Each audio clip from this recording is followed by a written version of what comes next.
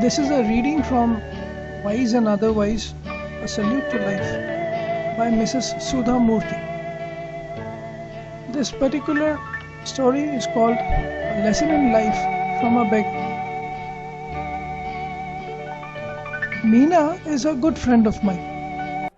She is an LIC officer earning a good salary, but there was always something strange about her. She was forever unhappy. Whenever I met her, I would start to feel depressed. It was as though her gloom and cynicism had a way of spreading to others. She never had anything positive on any subject or about any person. For instance, I might say to her, Meena, did you know Rakesh has come first in school? Meena's immediate response would be to belittle that achievement. Naturally, his father is a school teacher, she would say. If I said, Meena, Shweta is a very beautiful girl, isn't she? Meena would be pessimistic. When a pony is young, he looks handsome. It is age that matters. Wait for some time. Shweta will be uglier than anyone you know. Meena, it's a beautiful day. Let's go for a walk. No, the sun is too hot and I get tired if I walk too much. Besides, who says walking is good for health? There is no proof. That was Meena.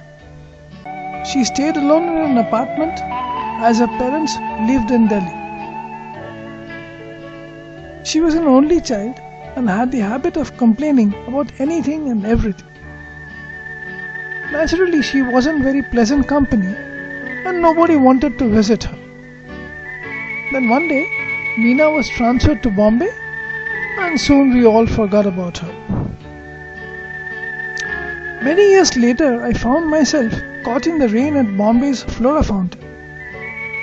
It was pouring and I didn't have an umbrella. I was standing near Akbar Ali's, a popular department store, waiting for the rain to subside. Suddenly, I spotted Meena. My first reaction was to run, even in that pouring rain. I was anxious to avoid being seen by her, having to listen to her never-ending complaints. However, I couldn't escape. She had already seen me and caught hold of my hand warmly.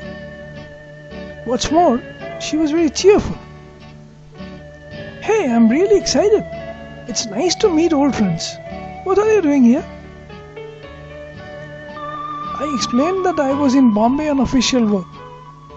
Then stay with me tonight. She said, let's chat. Do you know that old wine, old friends and memories are precious and rare?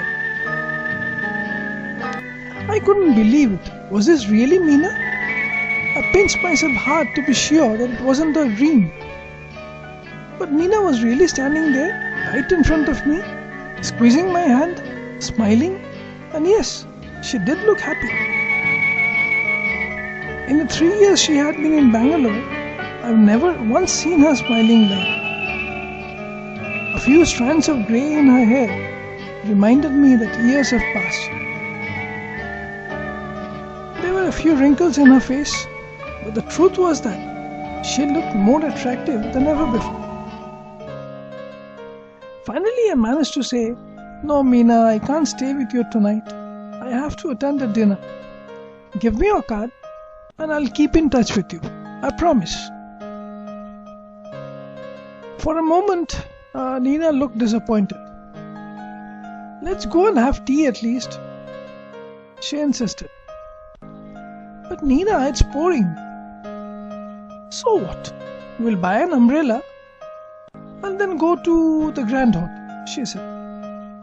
We won't get a taxi in this rain, I grumbled. So what? We will walk. I was very surprised. This wasn't the same Meena I had known.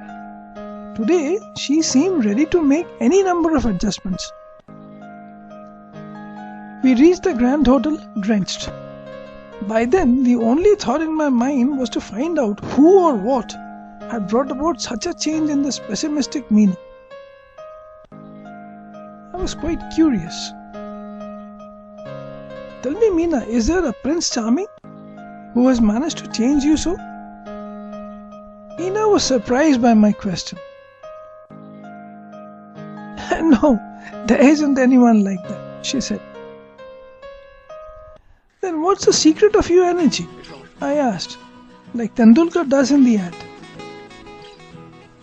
She smiled. A beggar changed my life. I was absolutely dumbfounded and she could see it. Yes, a beggar, she repeated, as if to reassure me. He was old